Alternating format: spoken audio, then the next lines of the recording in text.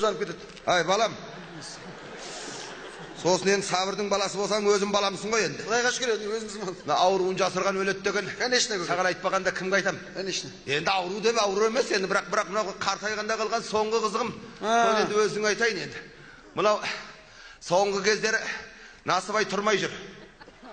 Оны бірден келіп қарап бер енді сен. Ақсақал, не айтып тұрсыз? Не айтып тұрсыз? Насыбай тұрмайды деймін саған. Ұялмайсыз ба? Балаңызда жас балаға не айтып тұрсыз? Ай, Сабырдың баласы болсаң, өзің баламсың ғой, бір бәле қылып тұрғызсын. Қойыңыз. Ұят болады, көке. Мұның төттек қой. Ұялмайсыз ба? Ай, неменеге доктор болып жүрсің? Bir Насыбай тұрғызамасаң.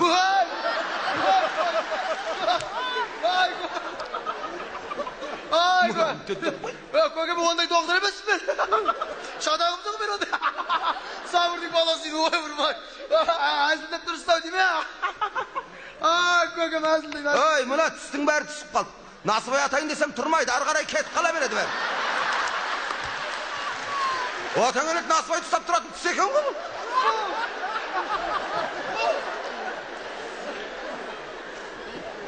Сразу айтпайсыз мен сөйтіп. Не деп? Насыбай тұрмайды деп. Енді мен саған не деп атырмын? Ай, келгел қасқап тұрмын ғой, Насыбай тұрмайды деп. Мен...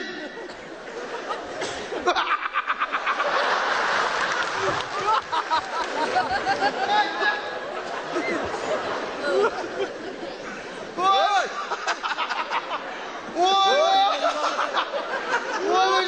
Сәлем бала деме. Сабырдың баласы екенсің, Насыбай тұрғаны. Бәсе қойыңыз деп қояды. Ол Насыбайды кемпірімде қойдыра маған. Ой, бұрмай. Сен соны бір бәлеға биемде енді. Саласың ба, басқа қыласың ба? Мен Насыбай ататындай болайын енді. Ой, бұрмай. Насыбай тұратын болсын.